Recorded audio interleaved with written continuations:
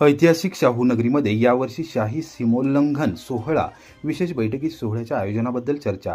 छत्रपती शिवाजी महाराज यांची राजधानी असलेल्या ऐतिहासिक शाहूनगरीमध्ये यावर्षी शानदार आणि शाही सीमोल्लंघन सोहळा विजयादशमीच्या दिवशी अर्थात दसऱ्या दिवशी साजरा केला जाणार आहे। यावर्षी नेत्रदीपक असा हा सोहळा होणार असून संपूर्ण जिल्हावासियांनी या सोहळ्यात सहभागी व्हावे असे आवाहन करण्यात आले आहे। साताऱ्यात सोमवारी दुपारी 3 वाजता या संदर्भात नियोजन बैठक झाली। त्यानंतर पत्रकारांशी बोलताना सोहळ्याचे संयोजक सुनील तात्या काटकर आणि रक्षक प्रतिष्ठानचे संस्थापक सुशीलदादा मोजर यांनी माहिती दिली। शाही सीमोल्लंघन सोहळ्याबाबत आज बैठक आयोजित करण्यात आली होती। शासकीय पातळीवर देखील या सोहळ्याची तयारी पूर्णत्वाकडे आली असून खासदार श्रीमंत छत्रपती उदयनराजे भोसले यांच्या उपस्थितीत हा सोहळा अत्यंत चांगल्या पद्धतीने साजरा केला जाणार असून संपूर्ण जिल्ह्यातील नागरिकांचे डोळ्याचे पारणे फेडणारा हा सोहळा ठरेल असा विश्वास यावेळी काटकर व मोझर यांनी व्यक्त केला। सातारा राजधानीमध्ये होणाऱ्या शाही दसरा सोहळ्याच्या नियोजनाकरता मोठ्या संख्येनं या ठिकाणी बैठक आयोजित केली होती। ती बैठक आता नुकतीच या ठिकाणी संपन्न झाली। अत्यंत नेटकं आणि सगळ्यांना बरोबर घेऊन शासनमान्य हा दसरा सोहळा सातारा राजधानीमध्ये होत असल्यामुळं शासन स्तरावर आणि सर्व शिवप्रेमी सर्व जिल्हावासीय आणि छत्रपती श्रीमंत उदयनराजांच्यावर प्रेम करणाऱ्या सगळी मंडळी या ठिकाणी प्रमुख मंडळी उपस्थित होती। प्रत्येकाला बोलण्याची या ठिकाणी संधी दिली। त्यांच्या सूचना शाही सोहळा देखण्या स्वरूपात संपन्न होण्याकरता ज्या काही सूचना असतील त्या सूचना वेगवेगळ्या सर्व मावळ्यांनी मांडल्या आणि त्याचं एकत्रीकरण शासन आणि संयोजन कमिटी सगळ्यांच्या वतीनं अत्यंत चांगल्या पद्धतीचं नियोजन दसरा मेळाव्याच्या किंवा सीमोल्लंघन श्रीमंत छत्रपती उदयन महाराजांच्या उपस्थितीमध्ये होळीनाका आणि जलमंदिरमध्ये संपन्न होणार आहे। त्याचं नेमकं चांगल्या पद्धतीचं नियोजन या ठिकाणी आता या प्रमुख कार्यकर्त्यांच्या उपस्थितीमध्ये संपन्न झालं।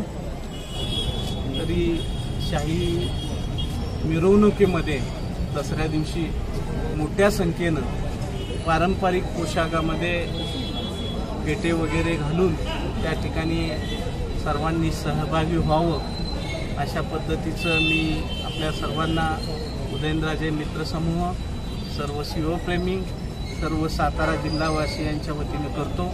स्वतः उपस्थित प्रत्येक वेळेला असतात, या वेळेला असणार आहेत आणि माझ्या एक नम्र विनंती आहे सर्वांना आपल्या जिल्हावासियांना आपण खूप मोठ्या प्रमाणात यावर्षी साजरी करत आहोत। आपण सर्वांची उपस्थिती आमच्या सर्वांच्या वतीने आमची प्रार्थना आहे की आपण सर्वांनी मोठ्या प्रमाणात उपस्थित राहावं। एक जल्लोषाचं वातावरण आपल्याला निर्माण करायचं आहे, खूप मोठ्या स्वरूपात आपण निर्माण करणार। कराड नगरपालिकेचा गौरवशाली 170वा वर्धापन दिन उत्साहात साजरा। संपूर्ण शहरातून काढली जनजागृती रॅली। कराड नगरपालिकेच्या गौरवशाली 170व्या वर्धापन दिनानिमित्त नगरपालिकेतील अधिकारी व कर्मचारी यांनी सोमवारी सकाळी 10:30 वाजता शहरातून जनजागृतीपर रॅली काढली। रॅलीमध्ये पालिकेचे प्रशासक तथा मुख्याधिकारी प्रशांत वटकर यांच्यासह अधिकारी व कर्मचारी यावेळी उपस्थित होते। नगरपालिकेपासून सुरू झालेली ही रॅली कॉटेज हॉस्पिटल, दत्त चौक, चावडी चौक, कन्याशाळा मार्गे पुन्हा पालिका कार्यालयात येऊन समाप्त झाली। पालिका सभागृहात मुख्याधिकारी वटकर यांनी सर्व अधिकारी व कर्मचारी यांना मार्गदर्शन केले। सर्व विभागांमध्ये स्वच्छ विभाग अशी स्पर्धा घेण्यात आली। यामध्ये ई गव्हर्नन्स विभागाने प्रथम क्रमांक पटकावला। स्वच्छ सर्वेक्षण 2024 स्पर्धेमध्ये देशपातळीवर कराड नगरपालिकेने दुसरा क्रमांक मिळवल्याबद्दल मुख्याधिकाऱ्यांनी सर्वांचे अभिनंदन केले। पालिकेच्या प्रांगणामध्ये विविध सांस्कृतिक कार्यक्रमांचे आयोजन करण्यात आले होते। अधिकारी व कर्मचारी यांनी त्यामध्ये उत्स्फूर्त सहभाग नोंदवला। जन्मदात्या आईचा खून करणाऱ्या आरोपीला जन्मठेप। वडूज येथील सत्र न्यायालयाचा आदेश। माझे लग्न का करत नाही या कारणावरून चिडून जाऊन जन्मदात्या आईचा खून केल्याप्रकरणी आरोपी असलेला मुलगा किरण शहाजी शिंदे वय 32 वर्ष राहणार मोराळे तालुका खटाव यास वडूज येथील सत्र न्यायालयाने जन्मठेपेची शिक्षा सुनावली। याबाबत सोमवारी सायंकाळी 6 वाजता मिळालेल्या माहितीनुसार दिनांक 11 डिसेंबर 2019 रोजी रात्री मोराळे येथे फिर्यादीच्या राहत्या घरातील आरोपी याने आई कांताबाई शहाजी शिंदे यांना म्हणाला की माझे मागच्या मुलांची लग्न झाली, तुम्ही माझे लग्न का करत नाही असे म्हणून वडील शहाजी बाबुराव शिंदे यांना घरातून लाथ मारून बाहेर काढले व घरास आतून कडी लावून कांताबाई शहाजी शिंदे यांना शिवीगाळ दमदाटी करून कुऱ्हाडीने डोक्यात वार करून गंभीर जखमी करून खून केला। तसेच कुटुंबातील सदस्यांना तुम्ही घराचा दरवाजा तोडून आत आल्यास तुमचाही खून करेन अशी जीवे मारण्याची धमकी दिली। या प्रकरणी खुनाचा गुन्हा दाखल करण्यात आला होता। या गुन्ह्यात पोलीस उपनिरीक्षक S.C. गोसावी यांनी साक्षीदारांचे जबाब नोंदवले व तपास करून आरोपी विरुद्ध वडूज सत्र न्यायालयात दोषारोपपत्र दाखल केले होते। सरकारी पक्षाच्या वतीने जिल्हा सरकारी वकील अजित प्रताप कदम साबळे यांनी काम पाहिले। सरकार पक्षाच्या वतीने 10 साक्षीदार तपासण्यात आले। साक्षीदारांचे जबाब, कागदोपत्री पुरावा, वैद्यकीय पुरावा व सरकारी वकिलांचा युक्तिवाद ग्राह्य धरून सत्र न्यायाधीश N.S. कोले यांनी आरोपी किरण शहाजी शिंदे याला जन्मठेप व 5,000 रुपये दंड न भरल्यास 1 महिने साधी कैद अशी शिक्षा सुनावली। कराड शहर पोलीस ठाण्याची मोठी कारवाई, रसायनयुक्त बनावट देशी दारू बनवणाऱ्या टोळीचा पर्दाफाश, 11.5 लाख रुपयांचा ऐवज जप्त, 3 आरोपींना अटक। ओगलेवाडी दूरक्षेत्र हद्दीत सैदापूर येथे कराड शहर पोलिसांनी मोठी कारवाई करत मानवी जीवितास अपायकारक रसायन मिश्रित बनावट देशी दारू बनवणाऱ्या टोळीचा पर्दाफाश केला आहे। या प्रकरणी 3 आरोपींना अटक करण्यात आलेली असून त्यांच्या ताब्यातून 11,38,550 रुपये किमतीची रसायन मिश्रित बनावट देशी दारू बनवण्याचे साहित्यासह बनावट देशी दारू जप्त करण्यात आली आहे।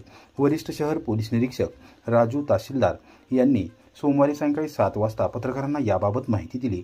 पोलीस अधीक्षक तुषार दोशी, अप्पर अधीक्षक डॉ. वैशाली कडूकर, उपविभागीय पोलीस अधिकारी राजश्री पाटील यांनी कराड शहर पोलीस ठाण्याच्या हद्दीत अवैध धंद्यांवर कारवाई करण्याचे आदेश दिले होते। त्यानुसार शहर पोलीस ठाण्याच्या पथकास सैदापूर गावच्या हद्दीत जेव्हा ढाब्याच्या समोरील बाजूस असलेल्या एका अपार्टमेंटमध्ये अवैधपणे मानवी जीवितास अपायकारक असणारी रसायन मिश्रित बनावट दारू तयार केली जात असल्याची माहिती मिळाली।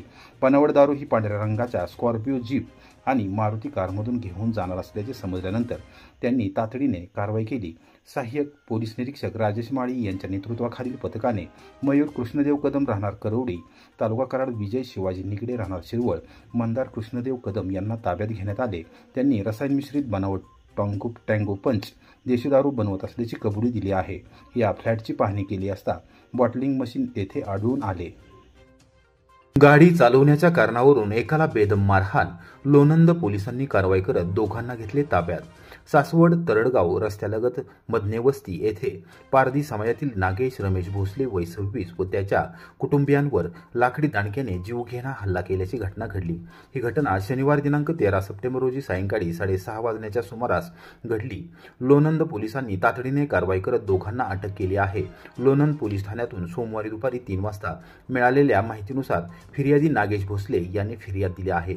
आरोपी रोहित दत्तात्रय चव्हाण, सोमनाथ दत्तात्रय चव्हाण दोन्ही राहणार मधनेवस्ती तरडगाव व एक विधी संघर्ष बालक यांनी फिर्यादीने गाडी हळू चालवा असे म्हणाल्याच्या कारणावरून लाकडी दांडक्यांनी मारहाण केली। यात अविनाश रमेश भोसले, पप्पू रमेश भोसले, गायत्री पप्पू भोसले व दिव्या अविनाश भोसले जखमी झाले आहेत।